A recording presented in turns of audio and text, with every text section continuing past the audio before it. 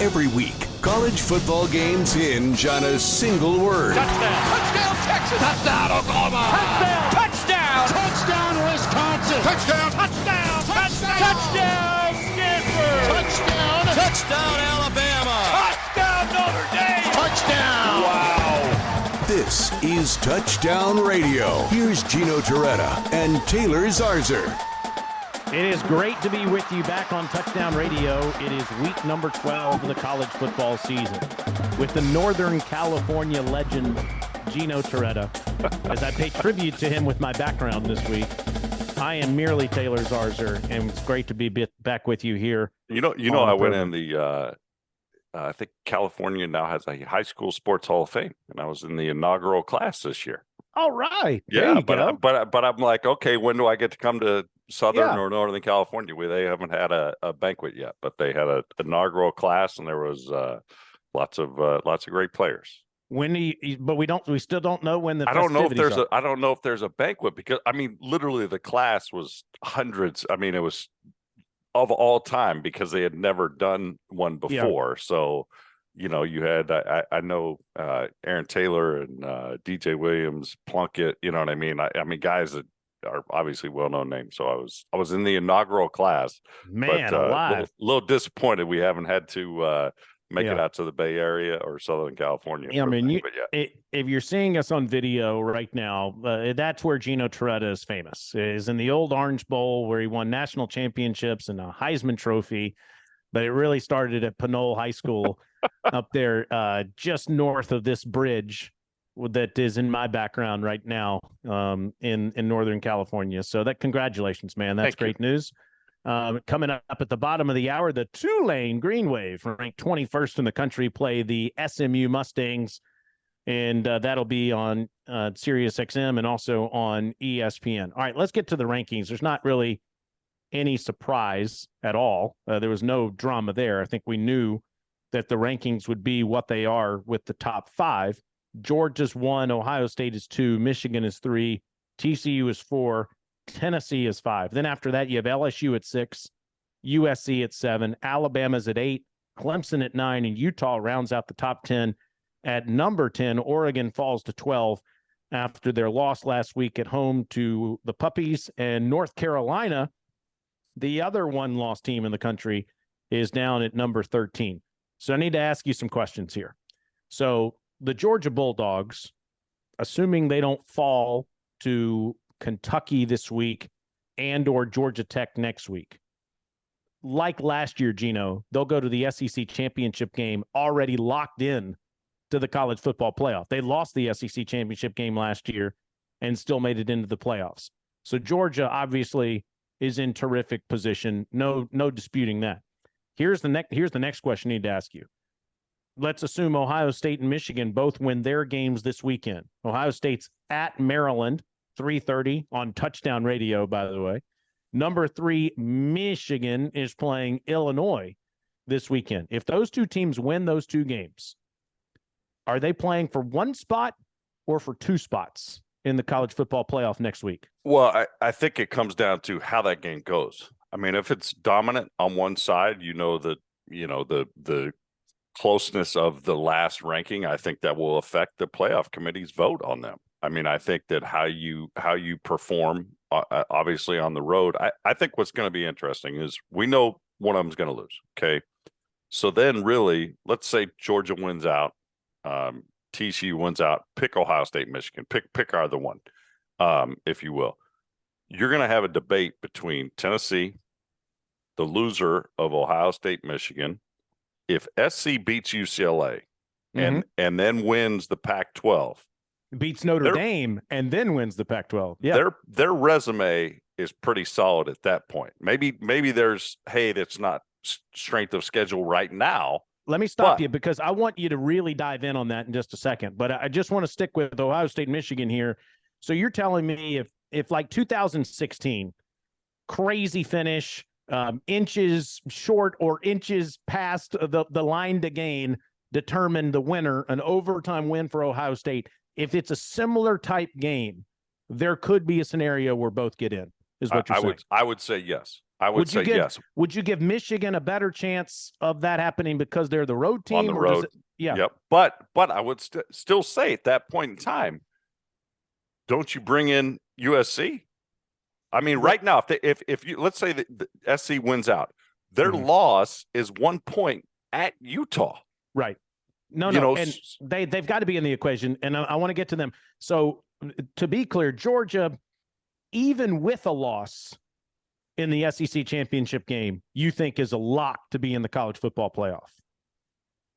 I would say yes. Okay. But we are talking about that's against a 2-loss team. So so does a 2-loss team? We'll get to them too. Don't you worry. Does that mean the SEC has 2 or it's just 3? Georgia? Yeah. Does LSU, because then all of a sudden then your debate is, okay, a 2-loss SEC champ, and then, oh, by the way, a 1-loss Ohio State, Michigan loser, a 1-loss Pac-12 champ. Then you would certainly, if you're talking about LSU versus, you would certainly have to then bring in Clemson or North Carolina at 1 loss. All right, let me make this clean for us. Let's just say Georgia wins out. Let's say Georgia wins out. They're 13-0. They're the number 1 seed. Let's say the winner of next week's Ohio State-Michigan game is 13-0. They're the number 2 seed. Now, if TCU wins out, they win at Baylor this week, they win next week, and then they win the Big 12 championship game, are they a lock to be the number 3 seed in your opinion? I think they would be a lock at 4. I don't know if they would jump up to 3. I think you're saying they'd be a lock to be in the playoff if they go undefeated. I think so. Okay. I think so. All right. Undefeated, winning the conference, yes.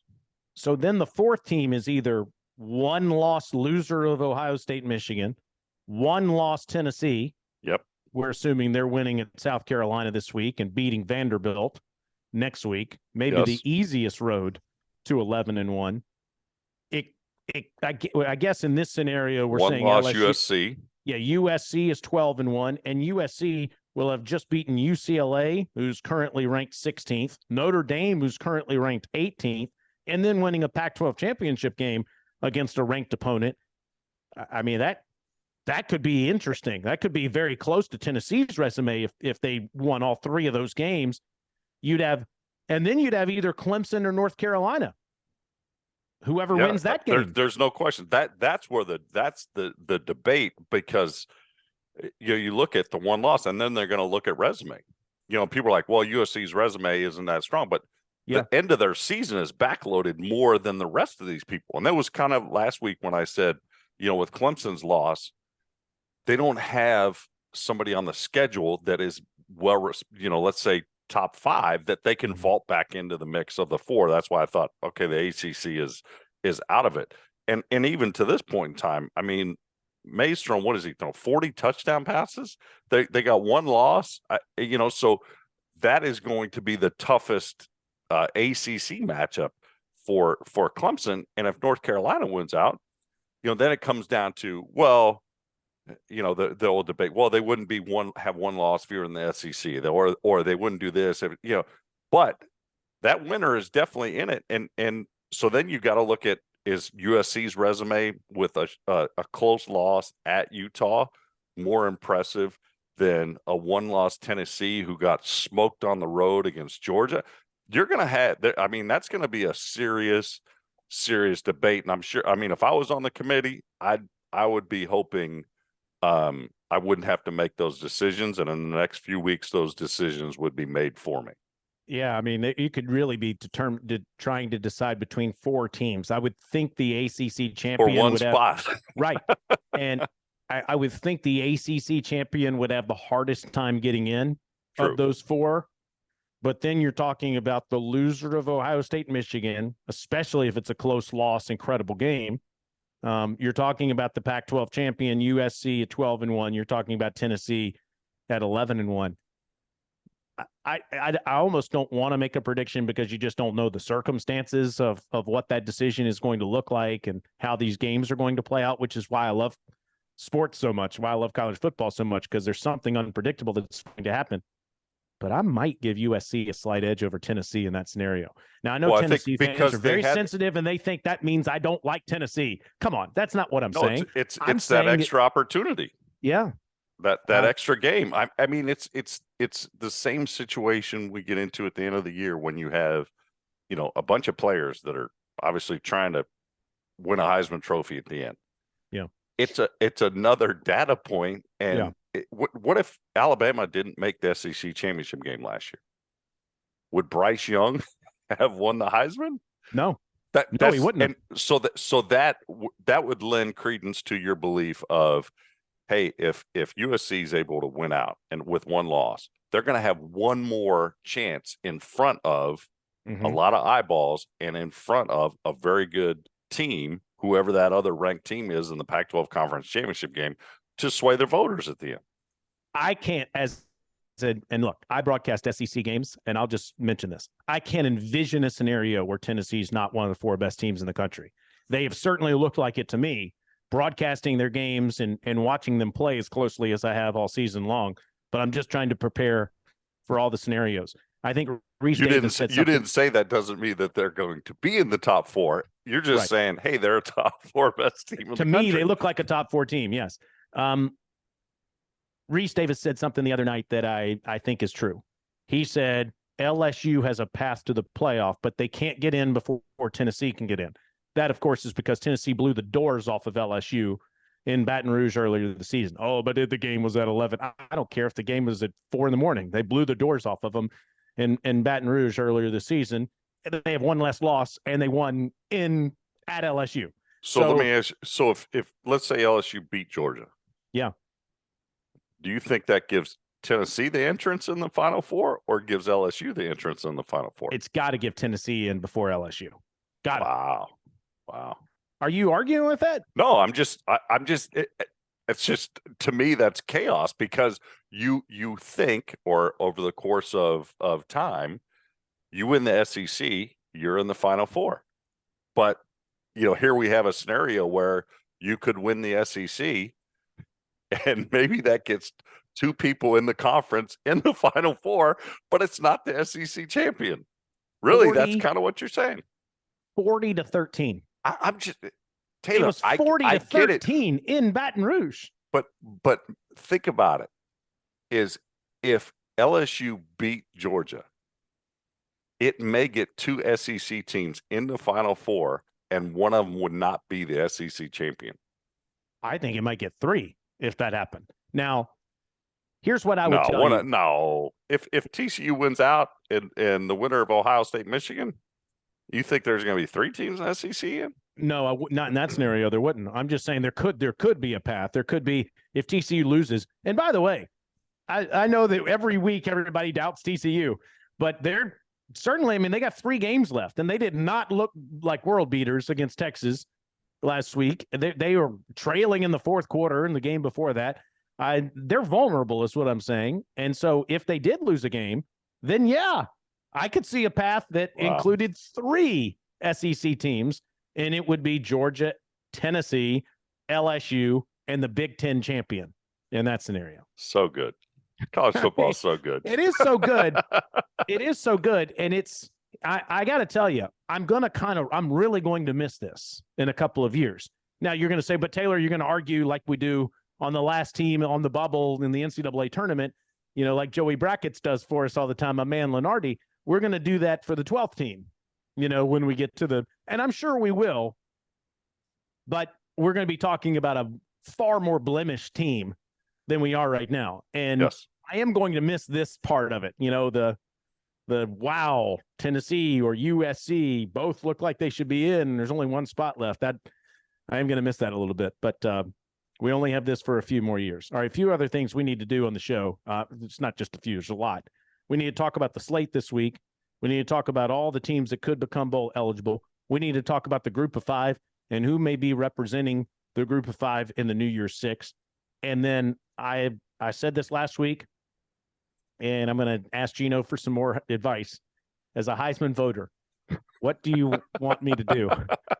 Who am I voting for this year? It is wide open with a couple. What do I want left. You to do? I already have a trophy. Well, we got to vote for somebody, man. We got to, and I want to vote for the right person. And we only have a couple of weeks left to make a decision, and we'll go through all the options here in just a moment. Glad you're with us on Touchdown Radio Tailgate with Gino Torretta. I'm Taylor Zarzour. We're back in just a moment on Sirius XM, Channel 84. He is Gino Torretta. I am Taylor Zarzour. It is Touchdown Radio Tailgate on ESPNU Radio, Sirius XM, Channel 84. I'd already like to give congratulations to Bowling Green. They became bowl eligible on Tuesday night action with their win over Toledo. Ohio was already bowl eligible. They beat Ball State. Ball State still has a shot, but they're going to have to win their next game. And Eastern Michigan won their 7th game last night as well. This week, we have a few more options for bowl eligible teams. Memphis, FAU, MTSU, BYU. Let's see, who else is on the list? Utah State. They could all become bowl eligible with wins in the group of 5. Outside the group, in the Power 5, Texas Tech has a shot. Michigan State can do it this week. So can Wisconsin.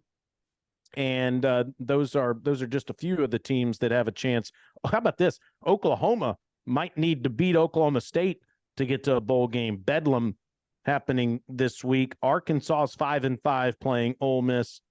So those are all the teams they're trying to get to 6 wins on the season. Speaking of the group of 5, Gino, it looks like UCF is in the driver's seat right now. They are 20th in the College Football Playoff Committee's rankings. Tulane is right behind them at 21st, and Cincinnati is at 25th. It certainly looks like that the group of 5 New Year's 6 representative is going to come from the American Conference. It's going to be the American champion.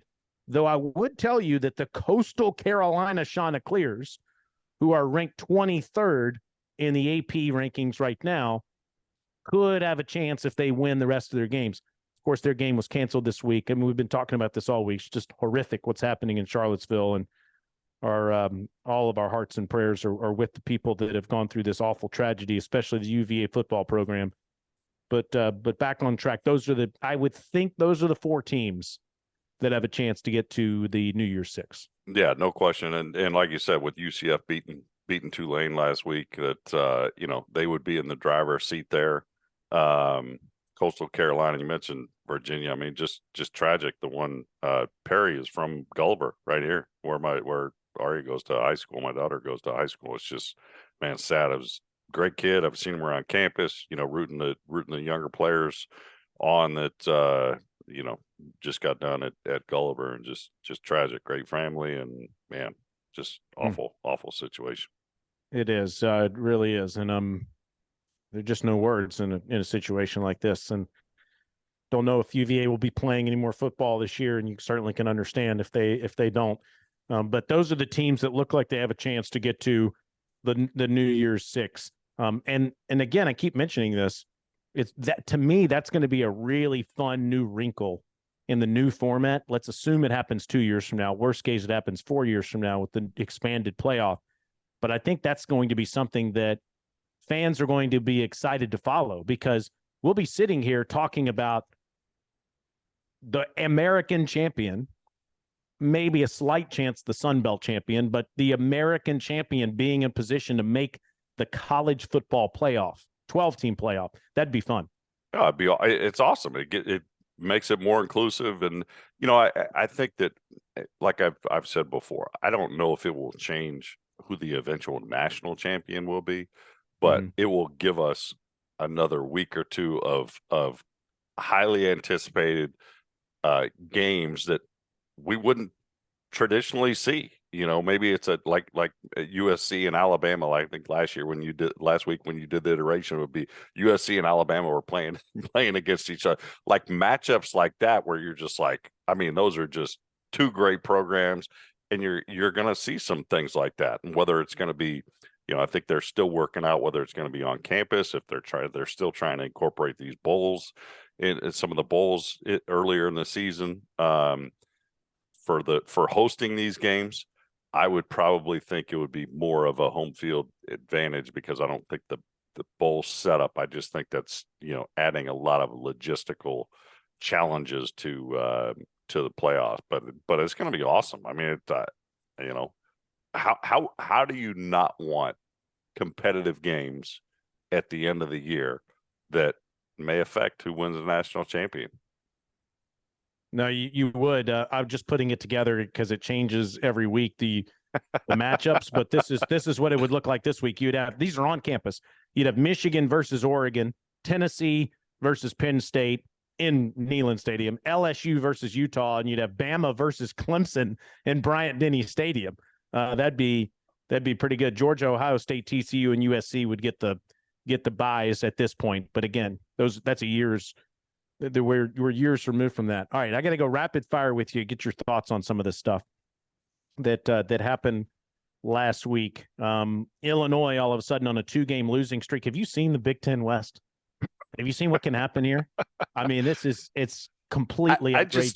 To me, we've made it pretty clear. Ohio State and Michigan are clearly, there is a big line of demarcation to the rest of the conference. Doesn't matter east, west, north, south, legends, laggards, or whatever their leaders, their first iteration of their conference divisions were. But yes, I have seen that, and it's I think Casey Jones said it best.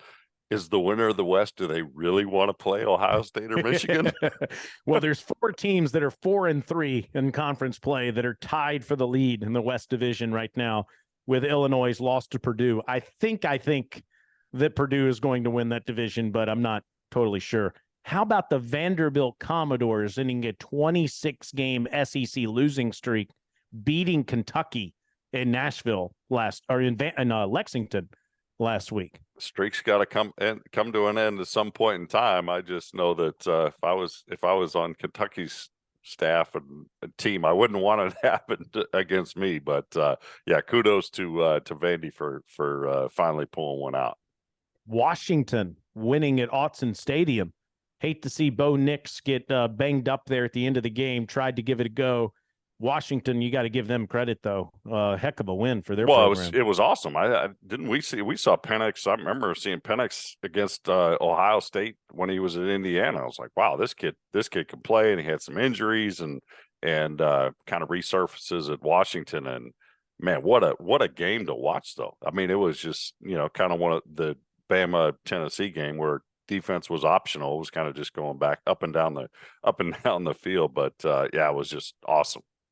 Hartman and May did not disappoint in Winston-Salem. Heels edging the Deacs, and that one more on Drake May coming up in the next segment. Texas is not back, folks. They're 6-4. Enough of Texas. Maybe another year before we talk about them again. Let's see. What else did I want to mention to you? The Duke Blue Devils are 7-3. Mike Elko, year number 1, 7-3. How about that? Listen, he's been one of the top defensive minds for years, and now he gets an opportunity to head coach and to put a season like that together is awesome. I think the ACC is, listen, outside of Clemson and North Carolina, it's kind of similar to the Big Ten. A lot of mediocrity at that point, but for Duke to put it together, I think that's coach of the year material, no question for Elko. Congratulations to Purdue. Congratulations to UConn as they become bowl eligible, beating Liberty this past week. Also, congratulations as well to Wazoo, Washington State, Wisconsin gets bowl eligible. The Pitt Panthers, bowl eligible. SMU, Houston, James Madison. I know they can't go to a bowl, which is ridiculous. They should be allowed to. App State, Fresno State, San Diego State, Eastern Michigan all became bowl eligible last week. We need to have Brett McMurphy on again for his iterations of the bowls at the end of the year. Because don't you worry, we will. I need to give him grief on his. Didn't he say Miami had a shot at the top 4 when we had him on before? Oh my gosh! Oh boy, yeah, that didn't come to fruition.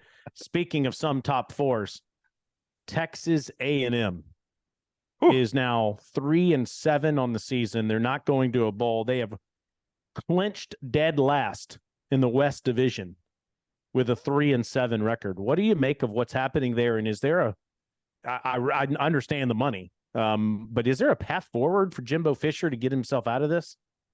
Yeah, I think, you have to figure it out. I whether that's bringing in, other offensive assistants. I think that, nowadays with the money, the number of analysts and the like, I don't think there's any question. My question is I think people think when you have great recruiting classes, or similar to the NFL, you have these drafts every year. You just think, hey, with free agency, you can just throw together a group of 53 guys in the NFL or 100 in college, and you're going to be top 5. It takes a lot. The hardest job in America is getting 100 people in your locker room all doing the same thing. Pros is 53, all doing the same thing. And it's not working. And I'm not going to say Jimbo Fisher didn't just forget how to coach college football, pro football, or high school football. He knows how to coach football. He knows how to design schemes. Something personality-wise in that locker room is not working. And I think that you have to look in the mirror, but based on like you said, the buyout is just too significant to where, they would make a move. And I think they got to figure out somebody's basically go, okay, what do we need to do? But I think you can't just say it's all on the coaching staff. I think it's also, players, it takes a lot. And apparently there's not I would say a lot of maturity in the locker room, and it's just, you're not all pulling in the same direction. But I think this will happen more, I think, in the age of NIL, because listen, you get in the NFL, okay, you're 5 years older and you have these issues. Well, now you're talking about a 17, 18-year-old kid, and you have parents, and to me, you're going to see a lot more of this if the coaches don't have a handle and don't, if the kids don't buy in. Hey, great, you're going to make it licensing money, more power to you, but you got to buy in. How you make that money is just this field that's behind me is playing well on that field. It's not just being some hotshot recruit, and I think that they have had issues all year at A&M, and I think it was one of those things that it got bad, and then it just continually got worse, and guys just kind of mailed it in, it seems like to me. Shocking to watch, really. Their latest loss was to Auburn, and I'm of the belief that while this has been amazing, and I am so moved by the Auburn family and Carnell Cadillac Williams and the connection he has with the players and the fans and everybody in that community right now, I'm of the belief that he needs to stay on the staff, but somebody else that's a proven winner will be the head coach. That's kind of my prediction today. But forget everything I just said if they beat Alabama. If they beat Alabama, he's the head coach. I mean, come on. Forget Lane Kiffin and Deion Sanders and Hugh Freeze or anybody else. If they beat Alabama in Bryant-Denny Stadium next week, forget just at the winning press conference, we would now like to introduce the new head coach, Cadillac Williams. But if that doesn't happen, I still think he needs to be on the staff. No questions asked. Well, let's say he does win, and you have a situation where they want to hire a different head coach. I mean, man, you're coming in after that, a guy that accomplished so much as a player, did it in a short time as a coach. To me, if you're seriously considering that, if I was the athletic director, what I would say is, okay, Cadillac, we want you to be the head coach, but we need to hire somebody on your staff, a special assistant to the head coach, whatever that is, Taylor, help him succeed further as a head coach, and maybe take some of the burden, similar to what I guess Gary Patterson's doing at Texas, where you have an experienced coach that, because listen, his personality and what he's done, the fans are going to gravitate to him. Oh yeah. So why That's not? right. Why not put him in a position and help him and say, hey, okay, who's the best, person we think can help Cadillac be our guy? That's a great example that you gave at Texas. I mean, because Patterson basically is the CEO and Sark's the head coach. I mean, they have two different roles, but they're helping each other. And I would think that if Cadillac's the head coach, that is the route they would go. But I got to tell you, this is what I love most about college football: the connection that Caddy has had with his players and with the fans the last couple of weeks. Or you can just do like the Colts and hire Cam Newton and make him the head coach out. Jeff Saturday is the head coach of the Colts right now. When speaking of Cam Newton, I need to ask you about the Heisman Trophy coming up next and what's going to happen with this award. this year. The options seem endless with just a few weeks remaining in the season. He's Gino. I'm Taylor. It's Touchdown Radio Tailgate on ESPNU Radio, Sirius XM, Channel 84. He is the 1992 Heisman Trophy winner, Gino Torretta. I am Taylor Zarzour. I, as Gino's partner on broadcast for a number of years, had the extreme fortune of carrying that trophy around the country. And that was one of the coolest things I got to do, is you were snoring 3 seconds later on a plane as I made sure that Heisman Trophy was well protected. And I know how much you treasure that. I can't believe it's been 30 years. You look younger today than you did when you won it, by the way. Thanks to shout out to the Peloton people for changing your health patterns. By the way, I got to tell you, speaking of your health patterns, do you know where I'm eating dinner tomorrow night? Where are you going to be? What city? Nashville, Tennessee. Oh, Kane Prime. I don't even, come on, man. Why don't you fly in to join us?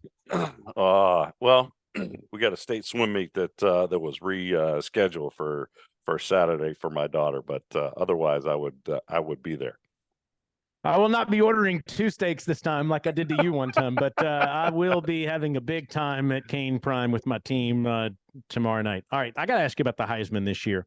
So right now, the odds-on favorite to win it is C.J. Stroud. Would you agree with that? Is that the kind of the way you see it? Do you think he's kind of the favorite by maybe a slight margin, or do you think it's considerable? I don't think it's considerable. I think, though, that he's going to have a tremendous opportunity, this week against Maryland to put up outstanding stats, and then obviously against Michigan. I think that's kind of what it's going to come down to. I thought he was probably in a similar situation last season at this point, and then they ended up losing to Michigan, which ended up vaulting, I thought, Hutchinson into second, and then Bryce obviously had the performance in the SEC championship game of a lifetime. So I would say, if he has any edge, you look at those quarterbacks. Hooker's there. Dugans, I think, has played himself in with an undefeated TCU. Corum at Michigan. He's same that with C.J. Stroud. He's going to have an opportunity against Michigan's or against Ohio State's defense to vault forward and kind of grab one leg of the trophy, and then have the Big Ten championship game if they ended up winning on the road against Ohio State. Caleb Williams has to be USC quarterback based off of what you're saying right now. Well, and he's playing at UCLA. He's got Notre Dame, and he's got the Pac-12 championship game. So if you're saying, and I think you're right, that the stakes of the game matter in determining who wins the Heisman, he's got to be on the list too. Then just look at history. What was it? God, I'm trying to think. What year was Carson Palmer? 03? 01, 02, 03? Where did he vault? He vaulted at the end of the year when they played Notre Dame, and he played lights out at the end of the year. I mean, he played great, obviously, all season, but then to do it on the grand stage at the end of the year against a team like Notre Dame, I think that solidified him to winning the Heisman. So I think that all of these players, May's going to have a chance against Clemson's defense to light it up. I think that, that Hendon Hooker, he's not in the SEC championship game. That will hurt because these other players will have or may have that extra opportunity in a conference championship game. But, you're right. Caleb Williams with UCLA this weekend, with Notre Dame, with the Pac-12 championship game, maybe he has more opportunities with that grand stage to vault himself up and win the Heisman. The only thing I would say about Caleb Williams, having done them against Stanford, I thought Jordan Addison was the best player on their team against Stanford. Now, I know he got hurt and he was out a couple weeks. I just thought in that game, the guy was untouchable. He couldn't be covered. He was amazing. It was 20 years ago. It was 2002 when Carson won that award. That's crazy. I knew it was close. We were very close, but it was 2002 when he won that award. You used to be better than this in your younger years. I'm a little rusty. When you made me walk down to the field, I still remember walking down to the field of the Iron Bowl and talking to Bo Jackson, and Cam Newton must have had an off week or something. And I'm standing there, and you're like, man, 85, 92. Yeah, I thought you were picking your lotto numbers or 85, something like 92 in 2010. Yeah, I'm like, I mean, it was easy. what are you talking about? You're like, those are easy for me, those three. But and usually, and it used to be where all of them were easy, but I hadn't thought about this in a while. 2003, I know Jason White's your guy, and I like Jason White. I thought the second Manning got hosed for the Heisman. I thought Peyton should have won it in 97 over Charles Woodson, and I thought that Eli should have won it over Jason White in 2003, but that's all right. That's, that's the way it goes. Fun conversations to have about these awards. I think you're right about Hendon Hooker, by the way. Tennessee's playing at South Carolina. Now, it's on ESPN, primetime, Saturday night. But if they blow South Carolina's doors off on Saturday night and, they're not playing against a top opponent, and then the next week, the same applies at Vanderbilt, I don't know that does enough in the voters' minds because Hooker, as you're saying, does not have that big game left. Right. C.J. Stroud and Ohio State have it against Michigan and Blake Corum. USC and Caleb Williams have it 3 straight weeks. Stetson Bennett and Georgia have it to a degree against LSU in the SEC championship game. Drake May, North Carolina's quarterback, who has come on like gangbusters, could have it against Clemson in the ACC championship game. So I would think that you're right, that those settings probably will influence who wins the Heisman Trophy. Right. And listen, it's no fault of Hendon Hooker's, just how the schedule, I mean, the meat of his schedule in the middle of the year was like, man, that was the hottest, his iron was scorching at that point in time when they beat Bama and the like. So it's just, you see how these things have kind of played out historically, and there are opportunities for all of these guys to win the Heisman Trophy. I mean, it's awesome. I think this is, it seems like it's more unclear than in most recent years. But I think this is tremendous because all these players are going to have tremendous opportunities with a lot of eyeballs to influence voters at the end. I can't wait a year and a half for Drake May to become a pro player. This guy, obviously, I'm not as objective maybe as others because my children go to Myers Park High School, and I loved watching him play in high school, and it's been great to watch him play in college so far. But I just think this guy has had a sensational year. I'm not sure that he can not enough to pick him against Wake Forest, my friend. Not enough to pick him against Wake Forest. Oh, no. I have fallen apart. I knew it would happen. And Gino Torretta is the leader of the picks now, ladies and gentlemen. Last week, I took Wake. He took North Carolina. I took Texas. I'm done with you guys, Texas. Gino took TCU. I took Ole Miss. You took Alabama.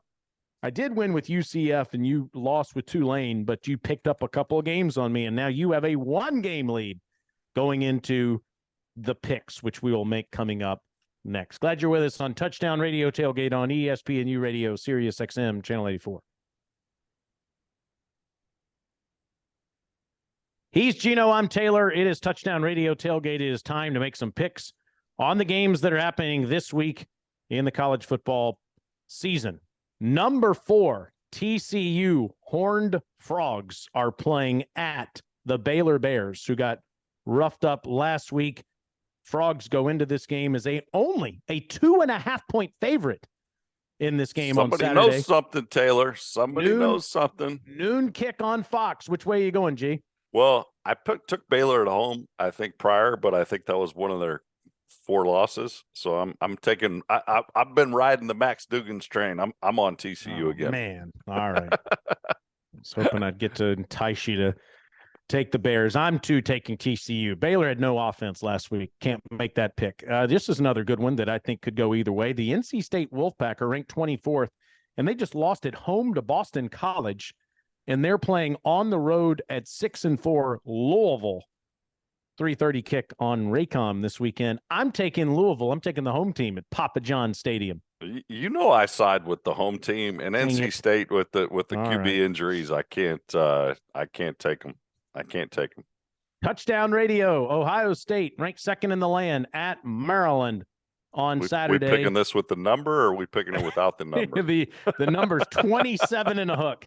We're just picking Ohio State to win the game, and we're promoting the fact that it's on Touchdown Radio. There you go. Heard here on Sirius XM, it's also on ABC at 3:30. Bedlam, we've called this game before. I love this game. This game doesn't have the stakes it typically does. Number 22, Oklahoma State, is at 5-5 Oklahoma. The Sooners are 7.5-point favorites in this game at 7:30 on ABC Saturday night. Who you got? I'm taking the Pokes on the road. I like the Pokes. You're killing me. By the way, that was where I learned from my friend to buy a electric blanket and sit on it to stay warm. You did. No, you wrapped it in yourself like a blanket. That's the coldest I've ever been in my life. In my life. God. Negative temperatures. Come on, Spielman gave you a couple hand. He did give me some hand warmers. Chris Spielman, shout out, gave me some hand warmers that day. But we were outside in an open air booth, and it was negative degrees there that day. Oh, that was cold. Gino bought an electric blanket and threw it away as soon as the game was over. The 14th ranked Ole Miss Rebels are 8-2. They're at 5-5 Arkansas. Ole Miss is just a 2.5-point favorite Saturday night on SEC Network. I am taking Ole Miss. What's going on with these lines, Taylor? Yeah, the people know something, but yeah, I like Ole Miss. How am I going to make up any games? We're all picking the same teams. You're the one picking. I gave you the opportunity. I'll lay the points and take Ohio State. Number 7 here. I might have a chance here because you're a little bit of a gutty little Bruins guy at times. Oh. Number 7 USC at number 16 UCLA. 8:00 on Fox on Saturday night, and the Trojans are only 2.5-point favorites. I'm taking SC. DTR. You know what? No, I got to take the Trojans. Sorry. Oh, boy. All right. Next up, we got number 12, Oregon at home against the Here we go. 10th ranked Utah Utes. Utah is a 1.5-point favorite on the road in Autzen Stadium on Saturday night, 10:30 on ESPN, Pac-12 After Dark. I picked against Oregon at home and lost. I took Oregon at home and lost. Do I take against them at home and lose again? I'm taking Utah. I'll give you an opportunity. You can take that. All right, I'm going to take. Come on, Bo Nix. Come on, Bo Nix. Just please be healthy enough to play and be effective in this game. Come on, Bo. Totally different game. Totally different game plan than the one against Washington last week. I am taking Oregon in this one, and you have the Utes. And then there is the bonus pick this week. I am the bonus pick has gotten you in trouble, Taylor. I'm just telling you that. I know it, but I just want you to know that I have been blessed to do a lot of great games on television and enjoyed them all. But there is that A&M LSU game would have to be at the top of the list, the 7 overtimes. But a game that is on top 5 for sure, maybe top 2, top 3. Bozeman, Montana, Bobcat Stadium, with Montana State getting to go to the FCS championship game, calling that game last December in their win against the Jackrabbits. It was so great to be there in that atmosphere and see how much they love college football. And the fact that College Game Day is going there, I think, is just tremendous. It is Montana at Montana State in Bozeman, 2:00 on ESPN Plus. I'm a Montana State guy. Sorry, Grizzlies. I'm going Bobcats. I'm going Montana State. How about you? Well, I would have to guess that one of the people that are considering for the picks might be my old head coach in Dennis Erickson, since he is a Montana State alum and former quarterback. And based on that, I'm going to say Grizzlies. I think one of my old teammates, Timmy Hawk, was a Grizzly.